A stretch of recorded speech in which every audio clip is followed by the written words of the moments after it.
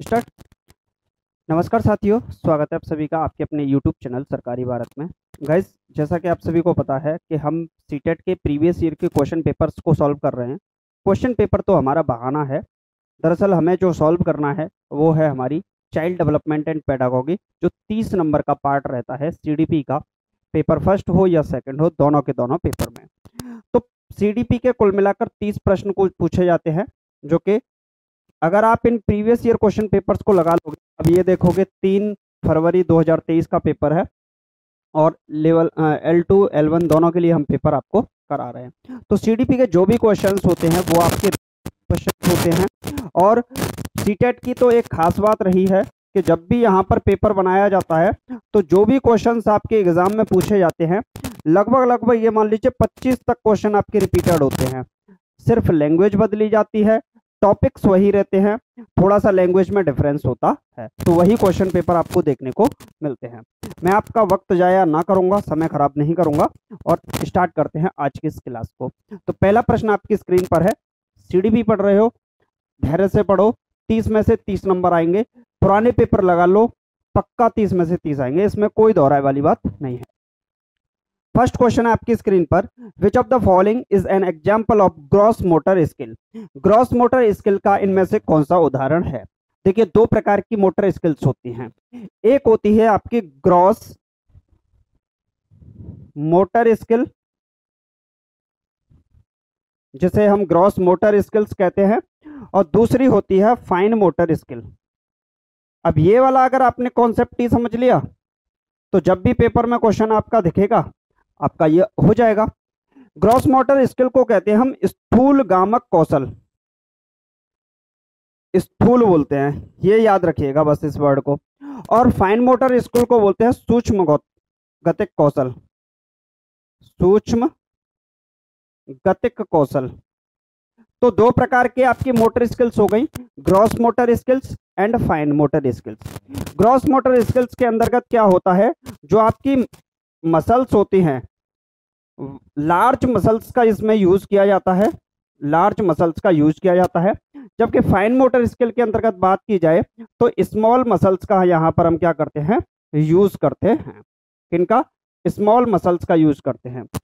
Large muscles का use, बड़ी बड़ी मांसपेशियों का यूज किया जाता है इसके अंतर्गत, स्मॉल मसल्स का यूज किया जाता है फाइन मोटर स्किल के अंतर्गत। अब इसके एग्जाम्पल की ओर देखें तो अगर मैं बोलूं रनिंग, कोई भाग रहा है, तो वहां पर कौन सी स्किल होगी, वहां पर ग्रॉस मोटर स्किल होगी, आपकी स्थूल गतिक कौशल होगा। इसके बाद अगर हम बात करें, यहाँ पर जो यूज होगा, ज्यादातर यहाँ पर यूज किया जाता है आई या फिंगर्स का। ठीक इन्हीं से, इशारे, संकेत, इनसे आपका काम चल जाता है। छोटे छोटे आपके जो ऑर्गन्स पार्ट हैं, आंख है, नाक है, कान है, इनके यूज से जो भी काम चलता है वो फाइन मोटर स्किल्स के अंतर्गत आता है। यानी कि छोटे कार्य आप करते हो अपने शरीर से तो वो क्या आएंगे, फाइन मोटर स्किल्स के अंतर्गत। और बड़े बड़े कार्य कर रहे हो, रनिंग कर रहे हो, जंपिंग कर रहे हो, क्लाइंबिंग कर रहे हो, तो ये सारे के सारे आपके किसके अंतर्गत आ जाएंगे, ग्रॉस मोटर स्किल्स के अंतर्गत आ जाएंगे। क्लियर है।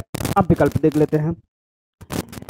स्थूल गामक कौशल यानी कि ग्रॉस मोटर स्किल्स का कौन सा उदाहरण है। चित्र बनाना, सुई पकड़ना, तेज चलना और धागे में मोती पिरोना। एक बात बताओ, ऑप्शंस के हिसाब से चलते हैं। धागे में मोती पिरोना छोटा सा काम है, आप फिंगर से ही अपना काम कर लोगे, आई कांटेक्ट से अपना काम कर लोगे। मैंने बोला था आई और फिंगर का बहुत यूज किया जाता है इसके अंतर्गत। तो देखो, धागे पिरोने में क्या करोगे आप, आंख और हाथ का ही प्रयोग करोगे, तो कोई लार्ज मसल्स का इसमें यूज होगा नहीं होगा। दूसरा है चित्र बनाना, हाथ से ही बना दोगे और आंख से थोड़ा सा विजिबल अच्छे से होना चाहिए ताकि आप अच्छा चित्र बना सके, तो ये फाइन मोटर स्किल का काम हो गया।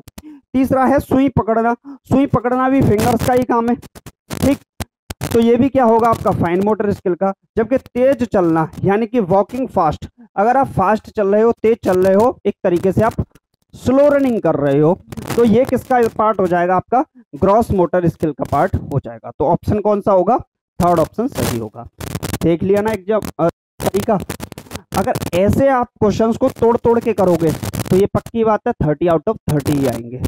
बाकी आप लोग समझदार हैं, मुझे समझाने की जरूरत नहीं है। 1 मिनट प्लीज, यहाँ पर कुछ जादू हो गया भाई, मेरे को इसको इतना ही चलाना आता है, चलने दो, कोई दिक्कत नहीं।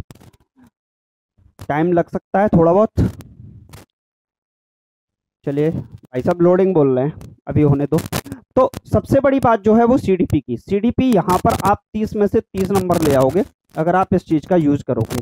क्लियर है? तो आप लोगों को थोड़ा सा इस पर ध्यान देने की जरूरत है, और अगर आप लोग ध्यान देंगे तो 100% बेहतर कर पाएंगे। ओपन हो जाओ भाई।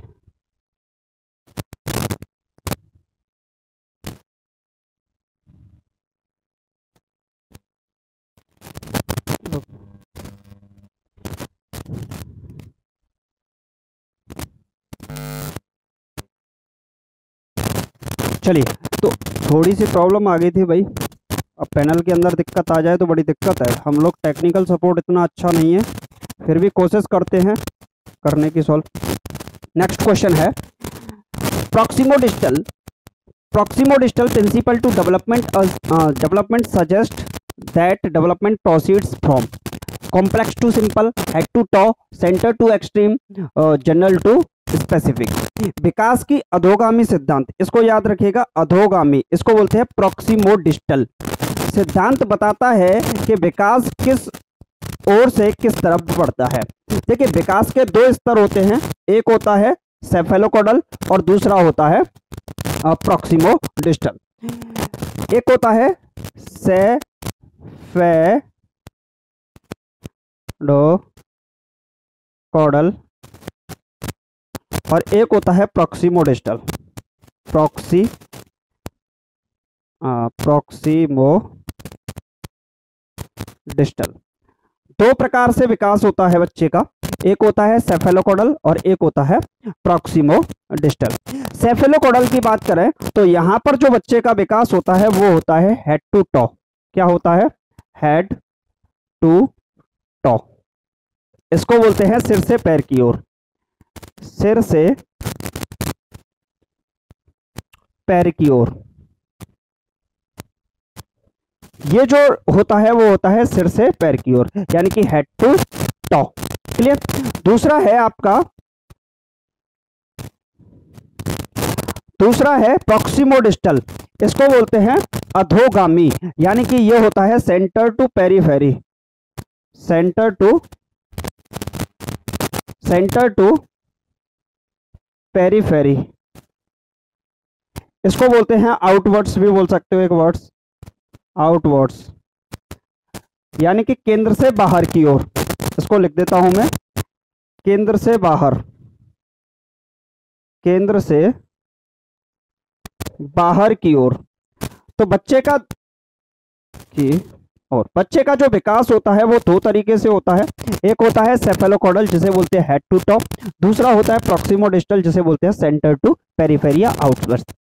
ठीक, सबसे पहले विकास चेस्ट यहाँ पर दिखेगा, आपको सेंटर पर दिखेगा, उसके बाद हाथ पैरों की तरफ या सिर की तरफ जाएगा, तो ये होता है प्रॉक्सिमो डिजिटल। इसको बोलते हैं सिर पदाभिमुख, सिर पदाभिमुख सेफेलोकोडल, और इसे बोलते हैं शीर्ष अधोगामी, शीर्ष अधोगामी। तो दो तरीके से बच्चे का विकास होता है। जो भी वर्ड्स आपके एग्जाम में पूछे जा सकते हैं वो मैंने सारे के सारे छाप दिए यहाँ पर, अब आपकी समझ में आ गया होगा। इसको बोलते हैं लॉन्गिट्यूडिनल भी होता है, ये लॉन्गिट्यूडिनल, यानी कि ये जो विकास होता है सेफेलोकोडल, इसको लंबवत विकास भी कहते हैं। क्या बोलते हैं? लंबवत विकास भी कहते हैं। इसके लिए एक वर्ड और यूज किया जाता है, टॉप डाउन अप्रोच।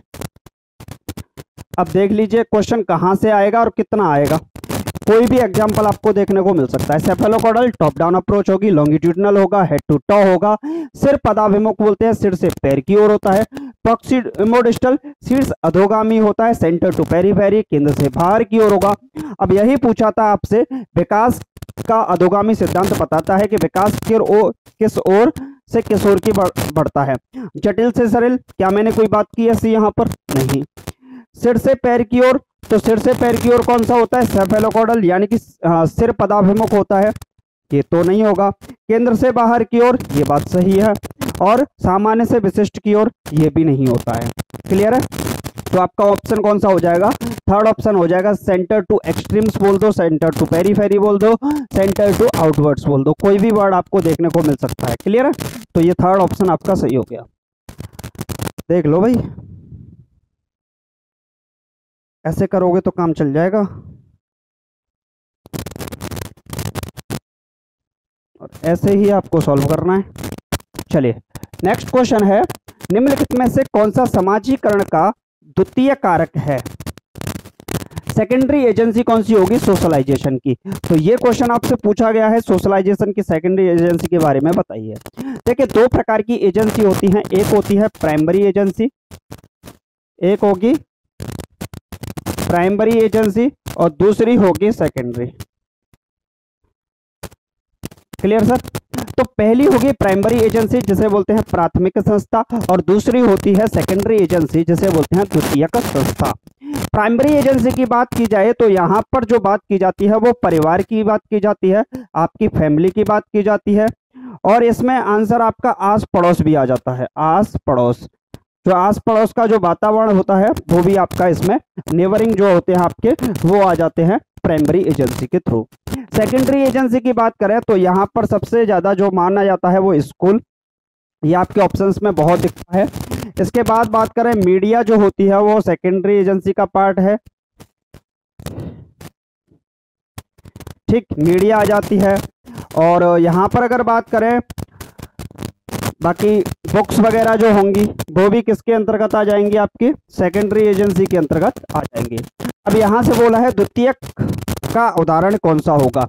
देखिए, विद्यालय जो होता है वो, विद्यालय आपका द्वितीयक यानी कि सेकेंडरी एजेंसी का पार्ट होता है। किताबें भी सेकेंडरी एजेंसी का पार्ट होती है, मीडिया भी सेकेंडरी एजेंसी का पार्ट होती है, जबकि माता पिता जो होते हैं वो प्राइमरी एजेंसी का पार्ट होते हैं। किसका? प्राइमरी एजेंसी का पार्ट होते हैं। तो ये तो नहीं होगा, तो फर्स्ट सेकंड थर्ड आपके सही हो जाएंगे। किस में दे रखा है? First second third, fourth option के अंतर्गत दे रखा है फर्स्ट सेकंड थर्ड, जो कि सेकेंडरी एजेंसी का पार्ट है। क्लियर है? चलिए नेक्स्ट।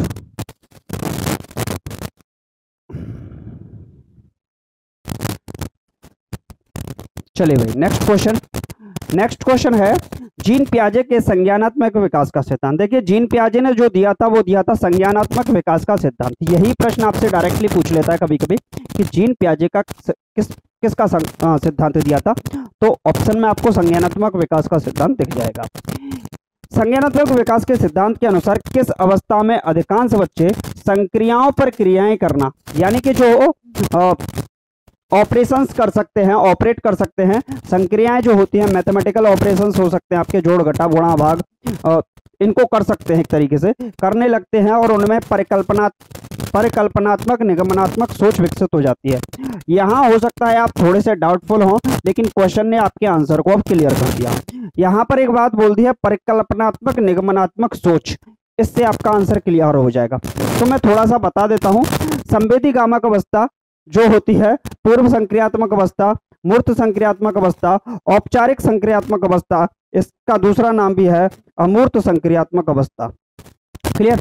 तो जीन पियाजे ने संज्ञानात्मक विकास की 4 अवस्थाएं बताई थी। पहली थी 0 से 2 वर्ष की जो अवस्था होती है उसे बोलते हैं संवेदी गामक अवस्था, सेंसरी मोटर स्टेज होती है। इसका दूसरा नाम भी है जिसे हम इंद्रिय गामक अवस्था के नाम से भी जानते हैं। दूसरी है पूर्व संक्रियात्मक अवस्था, 2 से 7 वर्ष की अवस्था होती है। तीसरी है आपकी मूर्त संक्रियात्मक अवस्था, जो 7 से 11 वर्ष की अवस्था होती है। औपचारिक संक्रियात्मक अवस्था, जो कि 11 से 16 वर्ष की अवस्था होती है। क्लियर है? तो 4 अवस्थाएं जीन पियाजे के संज्ञानात्मक विकास के सिद्धांत के थ्रू दी गई थी। इन्होंने एक बुक भी लिखी थी, the language of the child, the language of the thought of the child. ये बुक लिखी थी शायद इन्होंने 1923 के करीब लिखी थी। ये बुक शायद 1923 में ही लिखी थी, the language of the thought of the child. तो ये भी याद रखिएगा, टेट वगैरह के एग्जाम में इस क्वेश्चन को पूछ लेता है। क्लियर। अब यहाँ पर क्वेश्चन था परिकल्पनात्मक निगमनात्मक सोच। जो बच्चे के अंदर परिकल्पनात्मक निगमनात्मक सोच आती है, ये जो अवस्था है ये है औपचारिक संक्रियात्मक अवस्था, जहां पर बच्चा संक्रियाओं से खेलना सीख जाता है, ऑपरेशंस करना सीख जाता है नंबर्स के साथ, और परिकल्पनाएं करने लग जाता है, अपनी कल्पनाएं करने लग जाता है, और एब्स्ट्रैक्टेड आइडियाज उसके दिमाग में अब आने लगते हैं।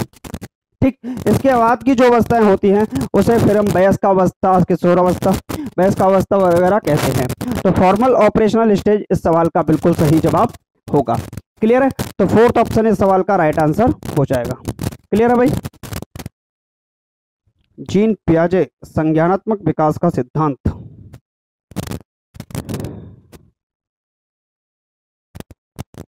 चलिए नेक्स्ट क्वेश्चन आपकी स्क्रीन पर है, लगाइए क्या होगा। क्वेश्चन है जीन पियाजे ने अधिगम की प्रक्रिया में किसे महत्व दिया? जीन पियाजे gave importance to in the process of learning. किसको महत्व दिया था जीन पियाजे ने अधिगम में?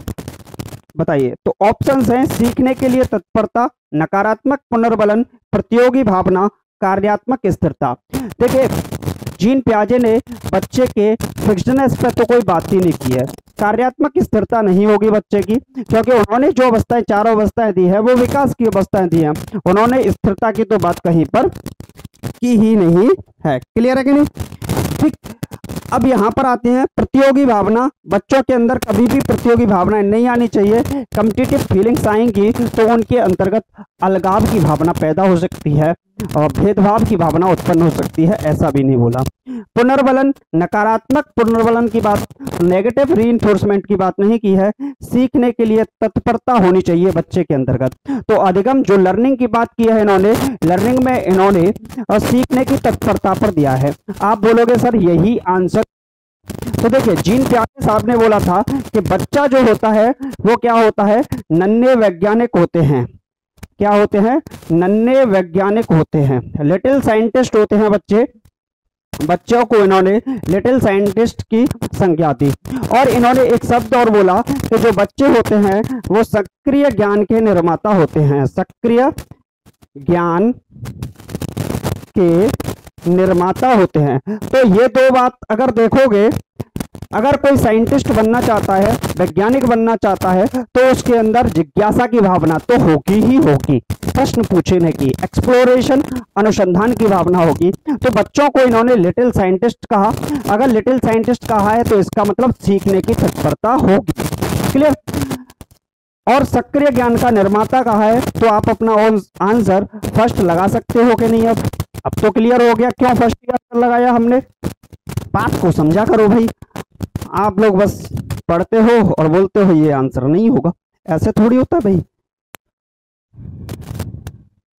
चलिए अगला प्रश्न है आपकी स्क्रीन पर, क्या होगा? देखिए अमरजीत नियमों को स्थिर मानती है। अमरजीत है कोई, वो नियमों को स्थिर मानती है, तो क्या है? स्थिर मानती है तो गलत मानती है या सही मानती है, बात बताइएगा। और इस बात की अनुशंसा करती है कि इन नियमों का अनुसरण करना चाहिए, चाहे उनकी व्यक्तिगत स्थिति किसी भी प्रकार की क्या ना हो। लॉरेंस कोहिलबर्ग के नैतिक विकास के सिद्धांत के अनुसार अमरजीत इस समय किस अवस्था में है?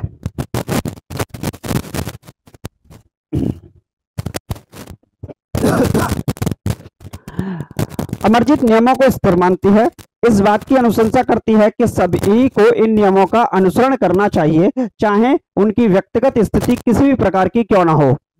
लॉरेंस कोहिलबर्ग के नैतिक विकास के सिद्धांत के अनुसार अमरजीत इस अवस्था में है।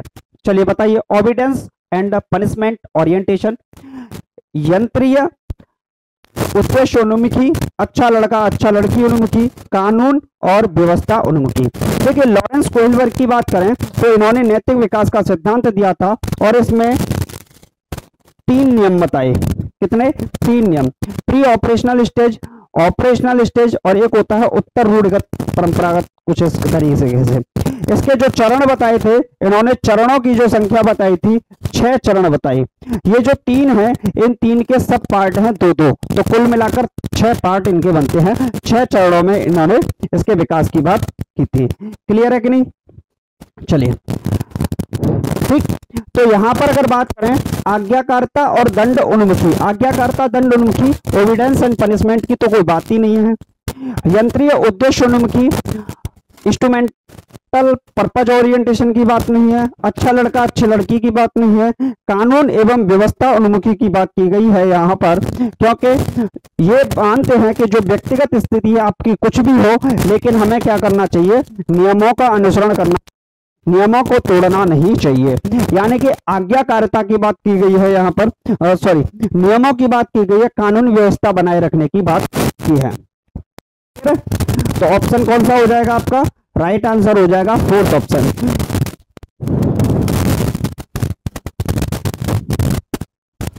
चलिए नेक्स्ट क्वेश्चन देखते हैं। क्वेश्चन नंबर 7 आपकी स्क्रीन पर आ चुका है भाई, लगाइए राइट आंसर।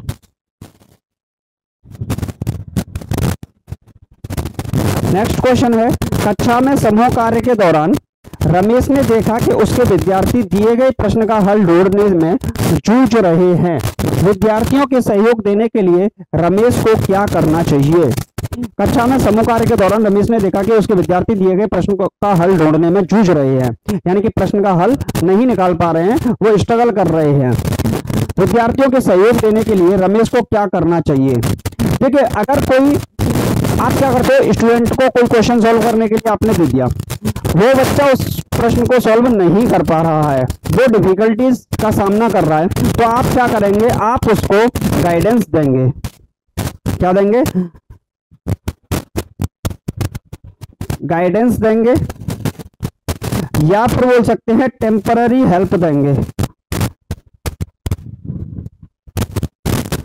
यानी कि अस्थायी सहायता देंगे। टेम्परेरी हेल्प दे सकते हैं आप, गाइडेंस दे सकते हैं आप बच्चे को हिंट दे सकते हैं, संकेत कर सकते हैं, आप बच्चे के लिए संकेत करके भी बता सकते हैं, इशारा दे सकते हैं, बात तो एक ही है। ठीक, तो आप टेम्परेरी हेल्प देने की कोशिश करेंगे। आप जो टेम्परेरी हेल्प देते हैं इसी को बोलते हैं स्कैफ होल्डिंग। क्या बोलते हैं, स्कैफ होल्डिंग। ठीक, जिसको हिंदी में कहा जाता है पाड़ या फिर ढांचा। क्लियर। तो आप जो भी उसको हिंट देंगे, संकेत देंगे, वो क्या होंगे, स्कैफ होल्डिंग का कार्य करेगा। अब जो कक्षा में रमेश है, उसने देख लिया कि विद्यार्थी सवाल का प्रश्न सॉल्व कर नहीं पा रहे हैं, तो वो क्या करेगा, उसको हेल्प करेगा। उन्हें पुस्तक से उत्तर नकल करने के लिए, लिखने के लिए कहना चाहिए। अगर नकल ही करेगा तो टीचर का काम क्या है, वो फिर क्या सिखाएगा, गलत हो गया ना। चलिए, उत्तर प्रदत्त कार्य को छोड़कर आप छोड़ नहीं सकते और अगले के लिए कह दिया कि भाई इस प्रश्न को छोड़ दे, ये नहीं हो रहा, कोई बात नहीं, अगले वाले प्रश्न को कर लो। ऐसा नहीं होगा, आप कभी भी क्वेश्चन को छोड़ेंगे नहीं, आप उसका आंसर चाहे कल दें, परसों दें, कोई बात नहीं, पर आंसर जरूर देंगे। प्रश्न से संबंधित संकेत देने चाहिए, ये बिल्कुल बात सही है। संकेत दे रहे हो यानी कि आप स्कैफ होल्डिंग, यानी कि इशारा कर रहे हो, संकेत दे रहे हो, पाड़ दे रहे हो, ढांचा दे रहे हो, गाइडेंस दे रहे हो, टेम्पररी हेल्प दे रहे हो, तो इसका ये आपका बिल्कुल सही हो जाएगा। अस्पष्ट निर्देश द्वारा प्रदर्शन को जटिल बना देना चाहिए। आप कॉम्प्लेक्स नहीं कर सकते चीजों को, आप क्या करोगे, सिंप्लेक्स करने की कोशिश करोगे। तो अस्पष्ट नहीं करोगे, इम्प्लीसिट नहीं करोगे, ठीक, यानी कि एम्बिजियस, अस्पष्ट नहीं करोगे। तो थर्ड ऑप्शन सही हो जाएगा अभी। चलिए नेक्स्ट क्वेश्चन, क्वेश्चन नंबर 8 लगाइए। विद्यार्थियों के संज्ञानात्मक विकास, संज्ञानात्मक विकास का सिद्धांत किसने दिया था, जीन पियाजे ने दिया था। संज्ञानात्मक का विकास क्या हो, संज्ञान का मतलब क्या होता है, किसी चीज के बारे में जानना, चीज के बारे में जानना, किसी भी चीज के बारे में जानना होता है आपका कॉग्निशन, यानी कि संज्ञानात्मक विकास होता है। संज्ञानात्मक विकास के संवर्धन के लिए, संवर्धन मतलब बढ़ावे के लिए, लेव वाइगोत्स्की ने किसके कार्यान्वयन की अनुशंसा की है। तो सामाजिक पृथक्करण, सांस्कृतिक उपकरणों का प्रयोग, कंठस्थीकरण और निष्क्रिय अनुकरण, passive imitation, rote memorisation, use of cultural tools, social isolation. देखिए, लेव वाइगोत्स्की का सिद्धांत था सामाजिक सांस्कृतिक सिद्धांत, सामाजिक सांस्कृतिक सिद्धांत। कि बच्चे का जो विकास होगा वो समाज से होगा। उन्होंने है समाज और उसकी संस्कृति का बहुत बड़ा प्रभाव पड़ेगा उसके विकास में। तो यहाँ पर देखिए सामाजिक पृथकीकरण तो आप नहीं कर सकते, बच्चे को समाज से अलग कर देंगे तो वो समाज के बारे में सीखेगा क्या, गलत हो गया। रोट मेमोराइजेशन को कभी भी फॉलो नहीं करते हैं, मेमोराइजेशन की बात नहीं की जाएगी। निष्क्रिय अनुकरण क्यों होना चाहिए, इमिटेशन तो चाहे निष्क्रिय हो या सक्रिय हो, कैसा भी हो गलती माना गया है। चाहे आप एक्टिवली इमिटेशन करवाओ या पैसिवली इमिटेशन करवाओ, गलत ही होगा। तो आपका जो सही होगा वो सेकंड ऑप्शन होगा, यानी कि यूज ऑफ कल्चरल टूल्स। आप सांस्कृतिक जो उपकरण हैं उनका प्रयोग कीजिए।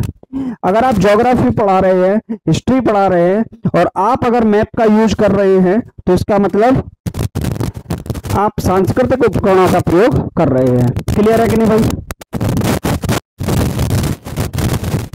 समझ में आ रहा है? चलिए नेक्स्ट क्वेश्चन। प्रगतिशील शिक्षा शिक्षण अधिगम प्रक्रिया के केंद्र से किसे स्थान देती है? प्रगतिशील शिक्षा की बात करें, प्रोग्रेसिव एजुकेशन की बात करें तो प्रोग्रेसिव एजुकेशन की जो बात की थी जॉन डेवी साहब ने बात की थी। किसने की थी? जॉन डेवी साहब ने प्रगतिशील शिक्षा की बात की थी। इन्होंने किस पर जोर दिया था, किस पर बल दिया था? तो अभिभावक पर बल नहीं दिया था, टीचर पर भी बल नहीं दिया था, परीक्षाओं पर बल नहीं दिया था। किस पर बल दिया था? विद्यार्थी पर बल दिया था। इन्होंने बोला था कि जो आपकी एजुकेशन होनी चाहिए वो कैसी होनी चाहिए? चाइल्ड सेंटर्ड एजुकेशन होनी चाहिए। कैसी? चाइल्ड सेंटर्ड एजुकेशन आपके होनी चाहिए, यानी कि CCE ग्रुप होते हैं CCE। इससे दो क्वेश्चन पूछते हैं, एक होता है कॉन्टिन्यूअस एंड कॉम्प्रिहेंसिव इवैल्यूएशन, सतत एवं व्यापक मूल्यांकन बोलते हैं इसको। दूसरा है बाल केंद्रित शिक्षा, शिक्षार्थी केंद्रित शिक्षा, छात्र केंद्रित शिक्षा। तो यही आपका ऑप्शन फर्स्ट हो जाएगा। आसान क्वेश्चन है भाई। अब तो इसमें टाइम बहुत लग रहा है। कितना टाइम हो गया भाई? टाइम बताओ कितना? 30 वीडियो टाइमिंग 30 मिनट हो गई पूरी। चलिए नेक्स्ट क्वेश्चन है, अहमद मनोउपचारक या परामर्शदाता काउंसलर बनना चाहता है। उसको क्या बनना है? परामर्शदाता बनना चाहता है, मनोउपचारक बनना चाहता है। हार्वर्ड गार्डनर के बहुबुद्धि के सिद्धांत, हार्वर्ड गार्डनर ने किसका सिद्धांत दिया था? बहुबुद्धि का सिद्धांत दिया था। और इन्होंने इसमें कितने प्रकार की बुद्धि बताई थी? इन्होंने बताई थी कुल मिलाकर 8 प्रकार की बुद्धियों का वर्णन किया था। के अनुसार उनकी अध्यापिका को किस बुद्धि के संवर्धन के अवसर देने चाहिए? एज ए टीचर किस बुद्धि के संवर्धन के अवसर देने चाहिए अगर वो परामर्शदाता बनना चाहता है, मनोउपचारक बनना चाहता है, काउंसलर बनना चाहता है? इसका मतलब हो गया कि वो दूसरों की समस्याओं को सॉल्व कर पाए। अब दूसरों की समस्याओं को सॉल्व कर पाए तो कुल मिलाकर हार्वर्ड गार्डनर की बहुबुद्धि के सिद्धांत में कितने थी? 8 प्रकार की बुद्धियों का इन्होंने वर्णन किया था, जिसमें इन्होंने स्पेशियल इंटेलिजेंस, स्थानिक बुद्धि, नेचुरलिस्टिक इंटेलिजेंस, प्राकृतिक बुद्धि, म्यूजिकल इंटेलिजेंस, संगीतमय बुद्धि, इंट्रापर्सनल इंटेलिजेंस, अंतःवैयक्तिक बुद्धि, इंट्रापर्सनल बुद्धि, इंट्रापर्सनल इंटेलिजेंस, अंतरावैयक्तिक बुद्धि और मैथमेटिकल लॉजिकल रीजनिंग, गणितीय तार्किक बुद्धि की बात की गई थी। तो ये इन बुद्धियों के बारे में इन्होंने बात की थी।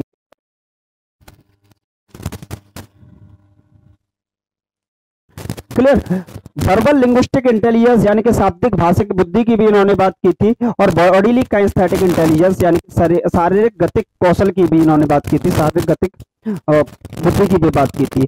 तो ये अगर बनना चाहता है, परामर्शदाता बनना चाहता है, तो उसको कैसी बुद्धि होनी चाहिए? अंतर्वैयक्तिक बुद्धि होनी चाहिए। स्थानिक बुद्धि के अंतर्गत एक तरीके से बोल सकते हैं मानचित्र का विशेषज्ञ हो, मानचित्र का विशेषज्ञ हो, ऐसा बोल सकते हैं। जगह के बारे में जानने वाला हो, ठीक, ऐसा व्यक्ति होगा। नेचुरलिस्टिक इंटेलिजेंस की बात करें तो इसमें किसान सबसे ज्यादा बेहतर माना जाता है।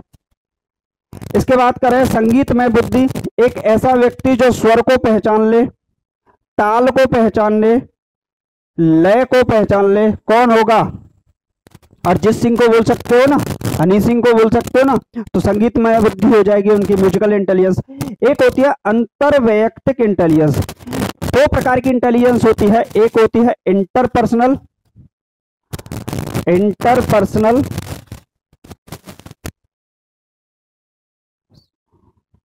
और एक होती है इंट्रापर्सनल।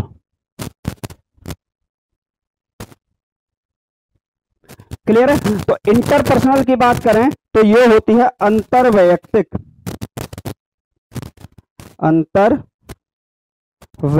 बुद्धि होती है, इंटेलिजेंस बोलते हैं। और एक होती है अंतःवैयक्तिक बुद्धि, इंट्रापर्सनल। क्लियर? तो दो प्रकार की बुद्धियों की बात की, इंटरपर्सनल और इंट्रापर्सनल। इंटरपर्सनल में क्या होगा? एक या एक से अधिक लोग बातचीत करते हैं, दो या दो से अधिक, दो से अधिक लोग क्या करेंगे? आपस में बातचीत करते हैं, चर्चा करते हैं, तो वो होगी इंटरपर्सनल, अंतरवैयक्तिक। इंट्रापर्सनल में क्या होता है? एक ही व्यक्ति करता है, एक ही व्यक्ति यानी कि स्वयं से बात करता हो। एक तरीके से बोल सकते हैं सन्यासी जो व्यक्ति होगा जिसको मोक्ष की प्राप्ति करनी है। क्लियर? इंट्रापर्सनल के अंदर हो जाएगा मनो उपचारक या परामर्शदाता, काउंसलर हो जाएगा, यानी कि खुद की बात भी कहे उनसे और उनकी बात भी सुने खुद, तो ये हो जाएगा अंतरावैयक्तिक। क्लियर है? तो ये चार ऑप्शंस भी आपके क्लियर हुए। तो आज की वीडियो में तो हम इतना ही करेंगे भाई, 10 क्वेश्चन बहुत हो गए, टाइम बहुत हो गया, क्योंकि मैंने हर प्रश्न का क्या किया है? ऑपरेशन किया है, तो बहुत बड़ी बात हो गई, क्योंकि हर प्रश्न का ऑपरेशन करना, आपने 10-12 वीडियोस भी देख लिए, तो ये मान लीजिए आपकी सीडीपी का 20 से 25 नंबर का आपका क्लियर हो जाएगा। तो 2-4 दिन बाद सब कमाने लग जाएंगे, 2-4 दिन बाद सब कमाने लग जाएंगे, फिर कुछ सालों बाद सब अपने अपने ठिकाने लग जाएंगे। 2-4 दिन बाद सब कमाने लग जाएंगे, फिर कुछ दिन बाद सब अपने अपने ठिकाने लग जाएंगे।